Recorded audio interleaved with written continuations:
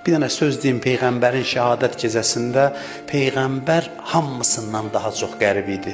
Peyğəmbərin qürbəti hamısından artıq idi.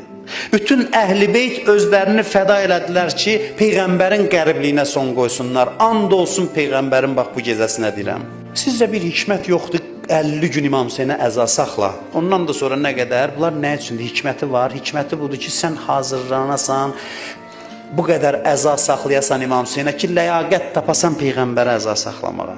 Amma yenə də o qədər vaxtdan sonra az adam gəlib görürsünüz Peyğəmbərin məclisinə. Çünki Peyğəmbər qəribdir. Peyğəmbər bu gün də qəribdir. İmam Hüseynin aşurasına bilirsiniz niyə çox adamlar gəlir? Çünki İmam Hüseynin qəribliyi aşkar qəriblidir. Amma bu biraz gizlidir. Buna hünər istəyir ki, başa düşəsən Peyğəmbərin qəribliyini. Biz ki, ərbəyinə qədər Ya Hüseyn deyirik, onun arxasında bir Ya Rəsulallah gizlənib. Ya Rəsulallah gizlənib. Onu sadəcə eşitmək lazımdır. Peyğəmbərin qəribliyini ağlayırıq həm də. İmamlarımız özlərini sipər elədilər ki, Peyğəmbərin qəribliyi üzə çıxmasın. Başa düşürsünüz? Dava ilə Peyğəmbərlə idi. Həzrət Əli bu qəribliyi gizlədirdi ki, bilinməsin ki, Peyğəmbər ümmət arasında qəribdir. Onun qəribliyini gizlətmək üçün Həzrət Əli xilafət məsələsində göz yumdu, getdi Həzrət Əlinin dəfni ilə, Həzrət Peyğəmbərin dəfni ilə məşğul oldu. Neçə nəfər dəfninə gəldi ki, Peyğəmbərin əzasına gələnlərə deyiləm. Heç kim yox idi Peyğəmbərin dəfnində.